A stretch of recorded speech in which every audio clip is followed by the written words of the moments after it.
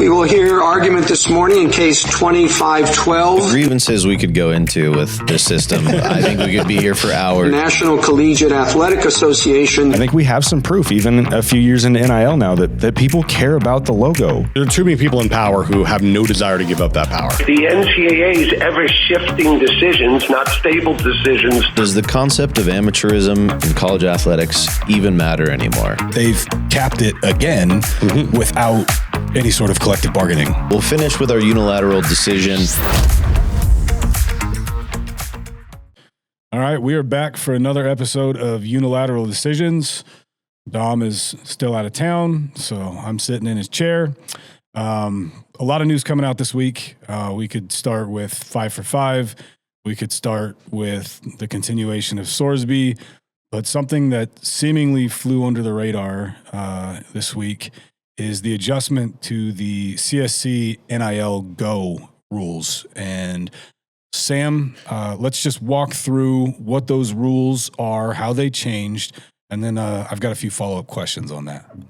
Yeah, it's one of those things where, Tuesday of this week, we had a situation, we had the Sorsby news, we had the 5 for 5 news, and then right in the middle, we had this new news about the College Sports Commission changing kind of these thresholds for NIL Go review, NIL Go review, and again, something that really kind of just really poor timing in terms of when it was released. But I don't know, maybe it was by design. But so under the House settlement, we have those 3 prongs of injunctive relief. We have revenue sharing, we have roster limits, and we have NIL Go review. We have third-party NIL review. So these are the non-revenue sharing deals, the third-party NIL deals that have to go through this NIL Go system, be evaluated by an algorithm. And under the House settlement, any deal above $600 has to be submitted to NIL Go for review. But they've really slowly but surely kind of raised these thresholds about exactly when and how it actually has to be reviewed under the Deloitte algorithm. And what they did is they raised the threshold to $15,000 for it to trigger range of compensation review, which means, it's something where they're actually going to evaluate whether it is indeed or kind of fits the idea of fair market value, whether it's actually a range of compensation that actually kind of makes sense, or if it's something that seems more to really just be a back-ended way of doing pay-for-play. So, $15,000 now, which is a really dramatic increase. It's a huge increase from before. And it still has to be reviewed for the other prong of it, which is whether it's a valid business purpose, but definitely kind of intended to really kind of clear the way for a lot of these deals to, be cleared. Okay, so any deal over $600 still must be submitted. That's my interpretation, yes. And then there's an aggregate component where as long as it doesn't reach $15,000, it's not subject to immediate review. But once it gets to $50,000, everything that's been submitted is up for review. That's right, yeah. Okay. Who gets to make the decision on changing this, and what is the process for changing this? Well, as we've learned a little bit with some of the objections that have been raised by class counsel, the CSC is really the ones making the rules here. They're the ones interpreting the House settlement in a way that they feel kind of sees fit. Class counsel, which is Jeff Kessler and Steve Berman, representing the House plaintiffs, they have the right to kind of object and kind of push things to Judge Cousins, who is overseeing the settlement from the court side, if it's something that they don't like. So the interpretation of MMR deals as associated entities is something that's being currently challenged by class counsel right now. But this is one where I think it's pretty clear that class counsel is not going to really object to it. Why would they? Because it's really good for players. It's good for them.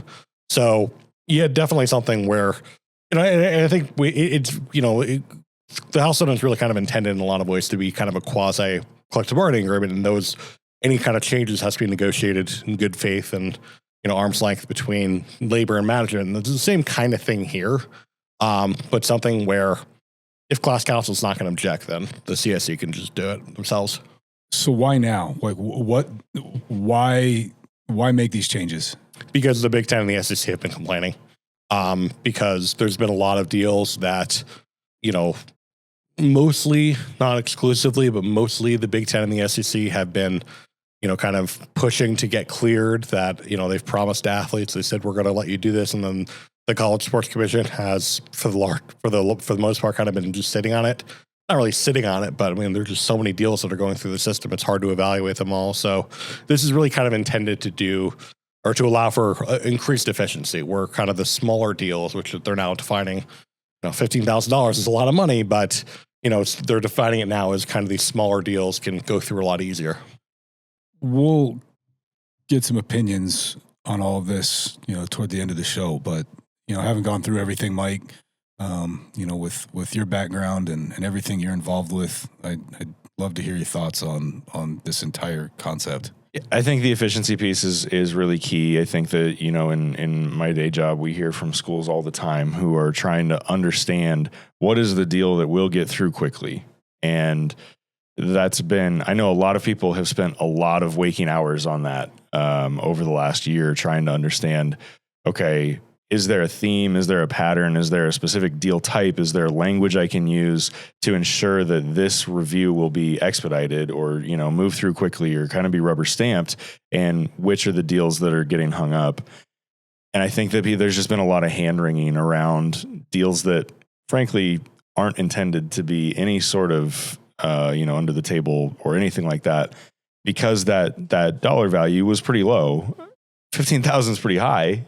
Especially relative to 600, and we'll talk later about it being ambiguous. But I think that it makes a lot of sense from an efficiency standpoint. I think there was a lot of time and hours put into trying not only the reviews, which is a huge part of it, the review system and the people having to be responsible for that. And I would imagine the overhead that comes with that for something that really isn't changing or moving the needle. And then on the other side, you've got the schools, you've got the athletes, you've got their representatives, and to a certain degree, the businesses who are just trying to do something and they're just trying to get it through.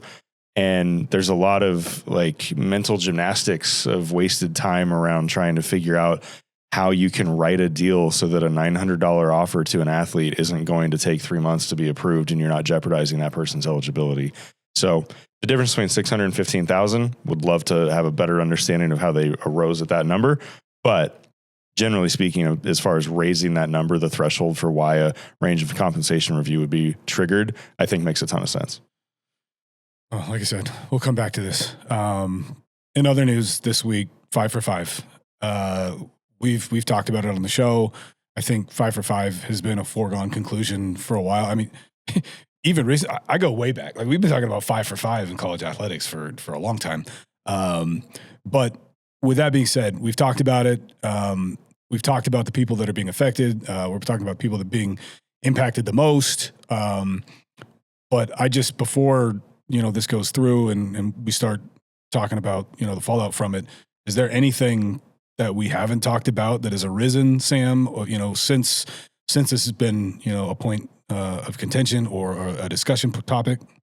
Well, I don't know if it's something we didn't talk about, but I think it's worth noting that the lawsuits have already started flooding in. We're recording this on Wednesday morning, and it was passed on Tuesday afternoon, and we already have our first lawsuit filed on behalf of 15 players in Ohio State Court. It's certainly not going to be the last one, based on reporting from people like Ross Dellinger, Trey Wallace, a lot of other people. Ryan Doughton and Darren Heitner have kind of created a plaintiff's dream team here, where both of them have been involved in a lot of this litigation. Heitner, of course, represented players like Caden Robinson and Tristan Smith, who just got an injunction, and a variety of other players, while Ryan Doughton, of course, was Pavia's attorney. Still, I'm sure, is Pavia's attorney, and also, represent or is kind of half of the plaintiff's class counsel team on the Patterson class action case, which sought injunctive relief on 5 for 5. So maybe they're going to drop part of that, but yeah, they've promised that they're going to file lawsuits on behalf of at least 50 different players in 5 different states, and we have one of them, and really kind of arguing a lot of the same kind of things that we've seen with the not necessarily related to medical stuff like we saw with Chambliss or Sorsby or Tristan Smith or anything else like that, but definitely arguing that leaving these players behind, that having kind of this carved out thing, or this one class that was, graduated too early to get the benefits of the COVID of the 5-for-5, but enroll too late to get the benefits of the COVID year. It really kind of violates the NCAA's duty of good faith and fair dealing to really have them compete against athletes who are getting their 5th year under the COVID year, but not being able to get that themselves. Mike, I've heard. Were you going to say something? Because I was going to tee you up. I was going to ask a follow-up question. I think that this piece of like the folks who are right in the middle and caught in between, I think that legal action was, we all saw coming. I'm curious, get through that year. I don't anticipate the legal challenges to these NCAA rules stopping. It's what we've spent this entire podcast talking about. And so what do you foresee being the legal challenge, the grounds that somebody would bring another suit forward based on 5-for-5, even though, because I guess I'll back up. The intention is you take out the waivers, you take out so many of the exceptions to eliminate some of the risk that the NCAA was facing where they were inconsistently applying some of these things, which is where a lot of the law litigation came from. So take that off the table. Now you've got 5-for-5, you've got the age thing coming into it. Where do you envision 2 years from now the next batch of lawsuits sort of stemming from? Ironically, the fact that there's no more waivers anymore. Seriously, yeah. I think there's an argument to be made, kind of similar to a lot of the cases that have been made that are not necessarily based in you handled my waiver request wrong, but instead looking at the NCAA bylaws, looking at what they promised to do, looking at what the kind of the missions are, and kind of promoting fairness and promoting, making sure that athletes are taken care of health-wise and mental health-wise. I think there's an argument to be made that the NCAA threw the baby out with the bathwater, where, you have a case like, and I realize it could overturn an appeal, but not on this issue. You have a case like, Judge Conley's opinion in the Furkurian case way back in, February 2025, where he said, the NCAA needs to have some kind of meaningful exceptions. They need to be able to analyze kind of on a case-by-case basis. And I think there might be quite a few judges who agree with that, who say, you are, again, throwing the baby out with the bathwater. It's not something where the solution is to eliminate exceptions entirely, to eliminate the kind of this individualized review entirely, but something where you just need to make your waiver system better. You need to make it more efficient. You need to have independent arbitration to review these cases, perhaps. I'm just throwing stuff out there, but I think that's a real angle for plaintiffs' attorneys to take here, where, you have a player where maybe they missed 2 or 3, major seasons due to an injury. Maybe you have a situation like Tyon Grant Foster, who was able to get an injunction because the first game of the season, he suffered a heart attack on the court and missed the entire season and a half. Like, those situations are ones that I think are going to stand out to judges and certainly litigants and say, yeah, no, the NCAA should have done something about this. Or a kid that, doesn't play his first 2 years at school A, transfers to school B, plays immediately, and then says the only reason he didn't play was because of the coach at school A. And so he sues for 2 additional years and said, I'd have been playing the whole time. I lost my opportunities. Yeah, that one might be harder to win, just because I think judges will kind of understand that that's just kind of one of the risks of enrolling in a particular institution, and you're not necessarily guaranteed playing time.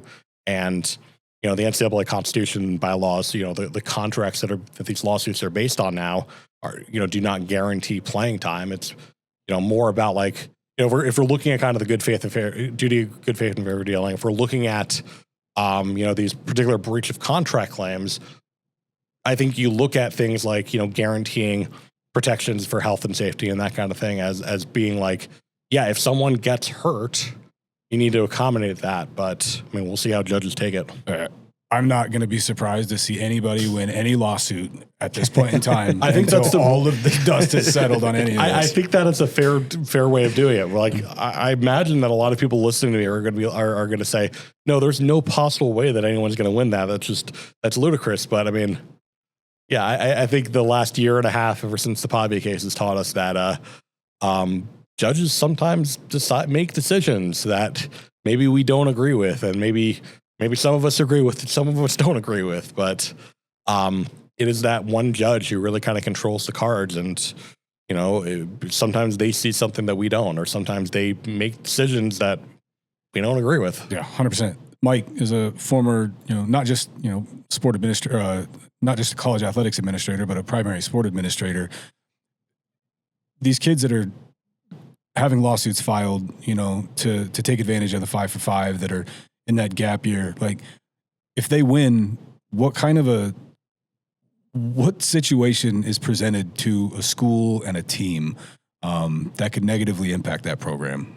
It's really tough when it flies in the face of one of the things of the House settlement was roster limits, right? Mm-hmm. And so that is really difficult. Now, I'm sure they can go through and do designated student athletes who don't, qualify for roster exemptions and whatever. Like there's ways. And I guess one of the answers is that kind of been through it. I mean, with COVID, with all the other, injunctions and different eligibility changes that have happened over the course of the last 5-6 years at this point, there is a little bit of, I think, comfort with dealing with that chaos. I think a lot of people want to see it go away, and a lot of people want it to be behind them.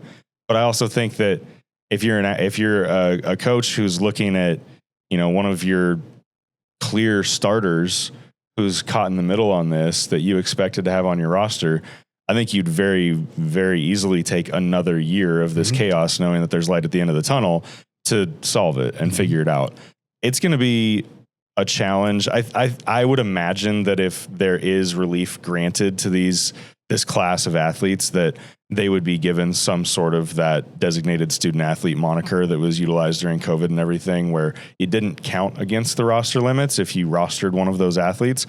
Because I think if you did that, you would see a swath of young athletes or fringe athletes who lose their opportunity, and you expose yourself to a whole new set of litigation around that. And so I do anticipate that if the relief is granted, that the athletes who are given that extra year and given the ability to compete would probably be treated differently than everybody else with regard to roster limits.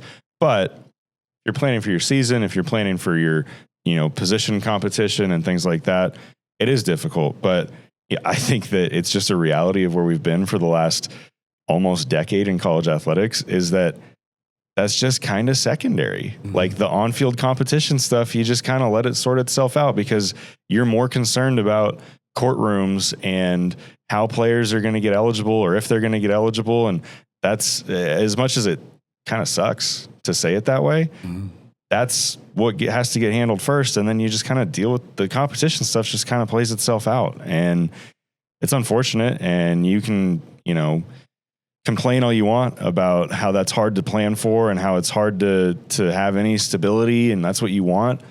But you also want your best players on the field. And so I think people will take that trade-off at least for another year if they feel like there's light at the end of the tunnel. Yeah, they'll find money for it if it's going to improve the team. Yeah. I'm going to push back real quick on something you just said, because I think I'd be really, really surprised if we have anything like the designated student athlete provision again. I think that was a unique situation where the NCAA was really kind of forced into doing it by Judge Wilkin. And I think, especially for a situation like this, the NCAA, they don't want to incentivize this kind of litigation. They don't want to, they've been really arguing in this litigation saying, hey, you're taking away opportunities for upcoming high school players, for these fringe players, as you're talking about.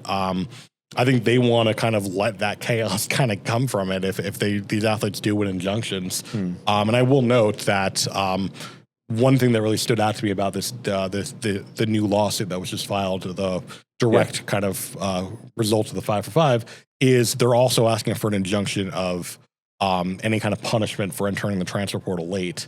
The so-called ghost rule provisions that we've talked about on the podcast that came into being a few months ago. And I think that's with the knowledge that these players, if they do get an injunction, are going to have to shop around and find a new team, and find a team that maybe still has some roster spots, even if it's not the team that they were playing for before. But yeah, there might be one in Lubbock. What's that? There might be one in Lubbock. There might be one in Lubbock if they're a quarterback.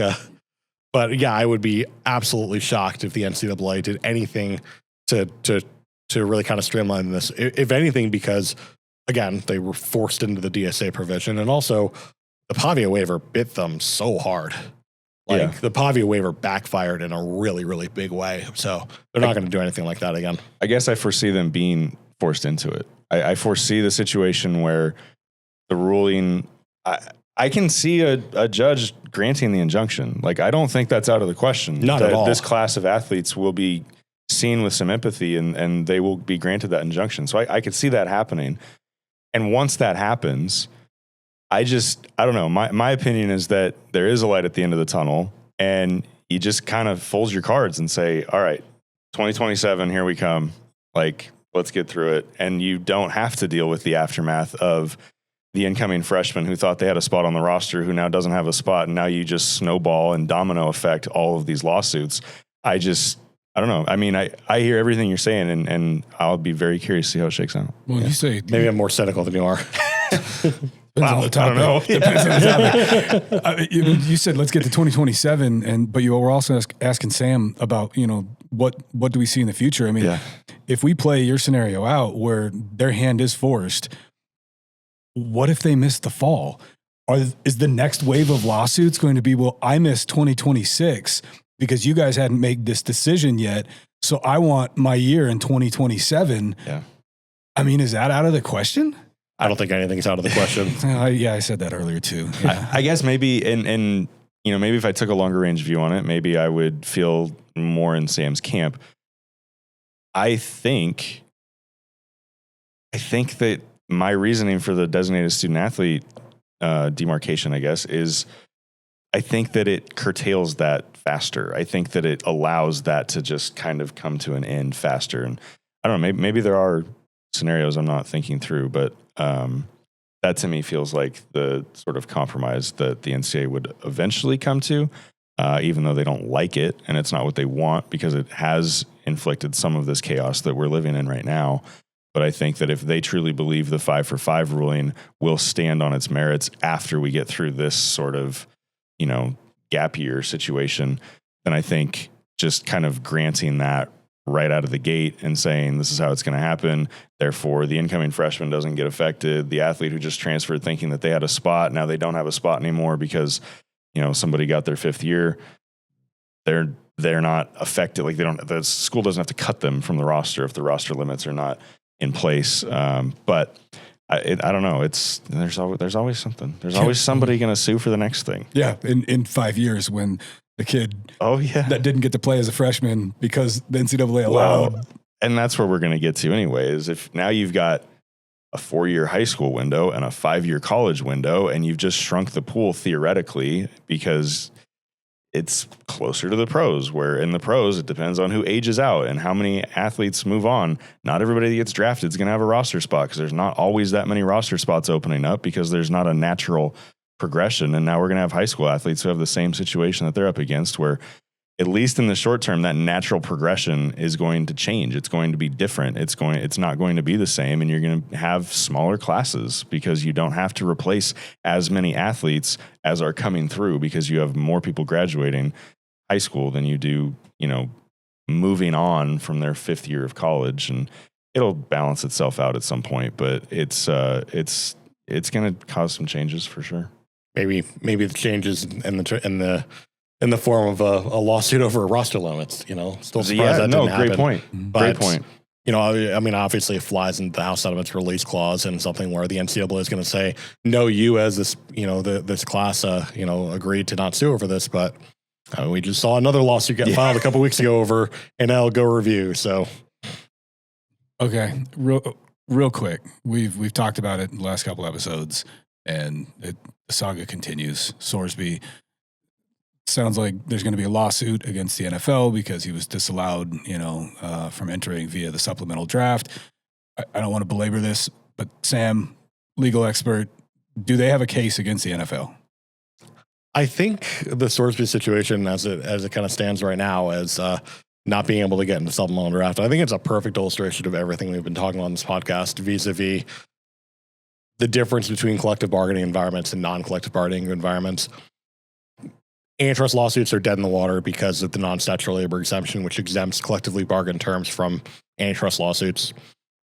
We have the potential of, Sorsby Sorsby was not an antitrust litigant. He was a state law contract litigant, except that we have Section 301 of the Labor Management Relations Act, which says that any state lawsuit, including state contract lawsuit that requires interpretation of a collective bargaining agreement, is preempted by federal labor law and can't be heard at all.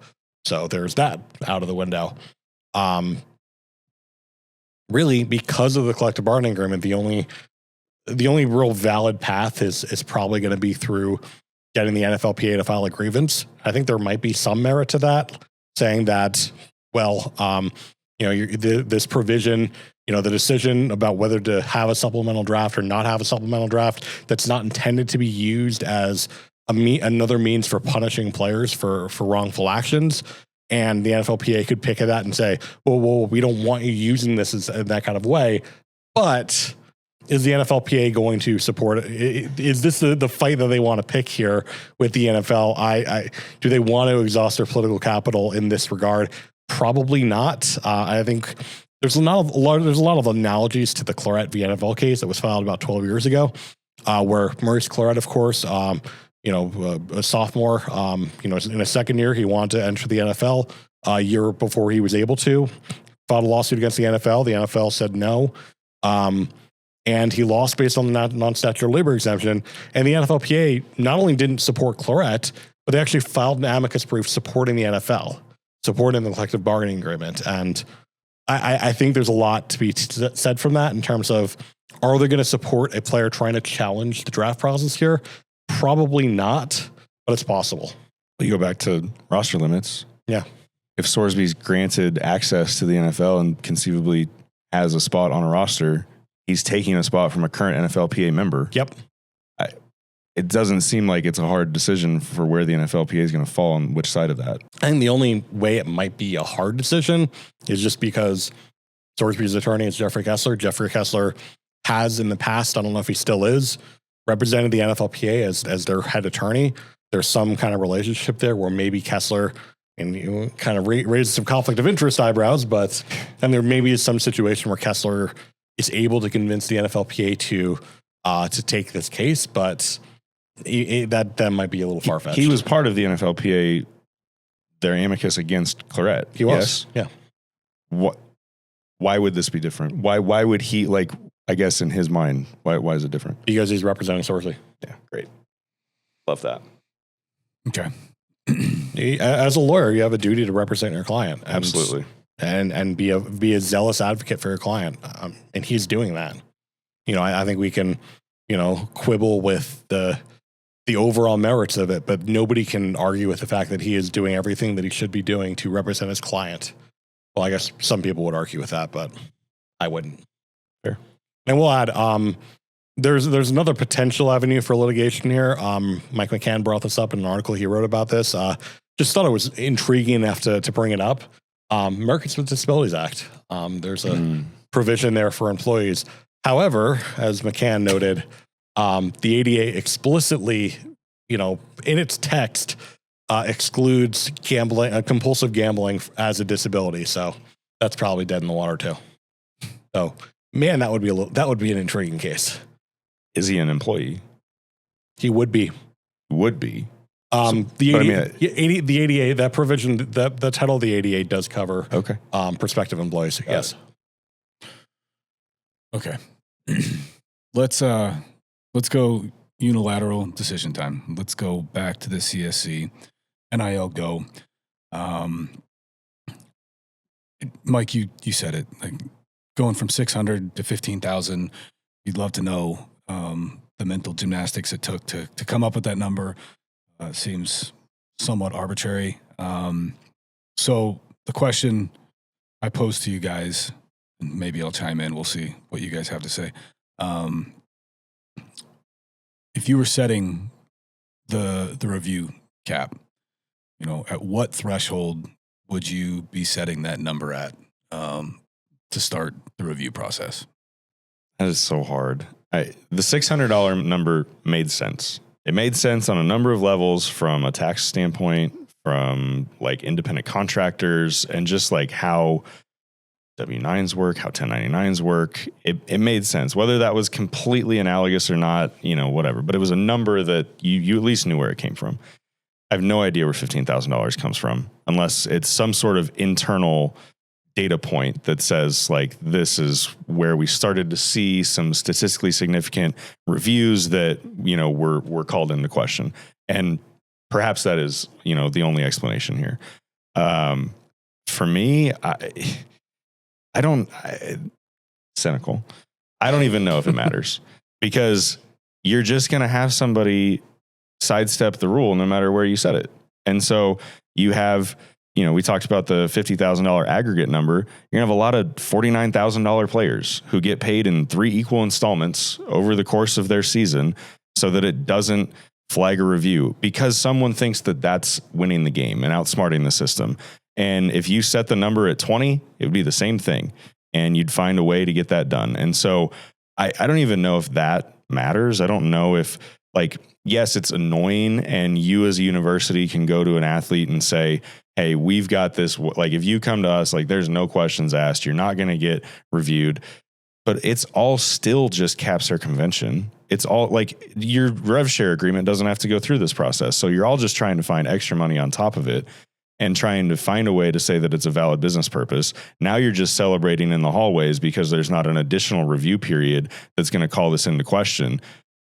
It doesn't matter what number that's at. Like, if it's a legitimate deal within a range of compensation, which whole different thing, fair market value, whether that matters or not. But, like, if it's a legitimate business deal, then do the deal and don't worry about it. If you're worried about making sure this thing can get through this system, it's because you're probably trying to get something through the system that you're questioning yourself.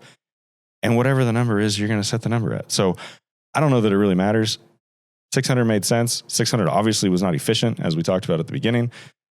15,000, maybe that's the number that Deloitte and CSC have landed on based on their internal data review, and they say that this is going to help them. And probably at the end of the day, it just means that they don't have to hire a bunch more people to do all this analysis, and then it'll make everybody happy. But you could have set that number at 100,000 and we'd be having the same conversation. Sam? I don't think I have one. I think that we just review things based on valid business purpose and not based on range of compensation at all. And I think there's 2 reasons behind that. One is I'm just generally much more of a free market person and let people pay what they want to pay for services. And why are we second guessing what a third party wants? But also just from I think Noah Henderson had this great article in his Substack, the Front Office Sports.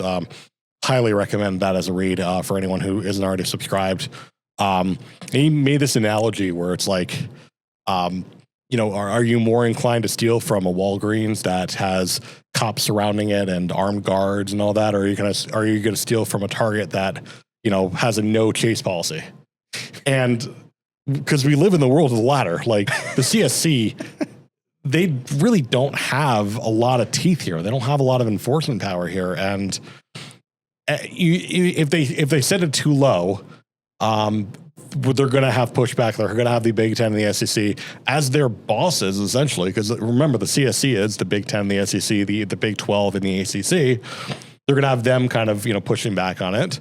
And also at the same time, you're going to have class counsel getting involved. You're going to have all these different entities kind of pushing you to do things. So at a certain point, unless you get protection, whether it come from the Protect College Sports Act or come from collective bargaining or come from anything else, like, you got to make a decision about whether it's actually worth it to kind of pursue these kind of things and piss people off. And personally, I don't think it's worth it, but that's me.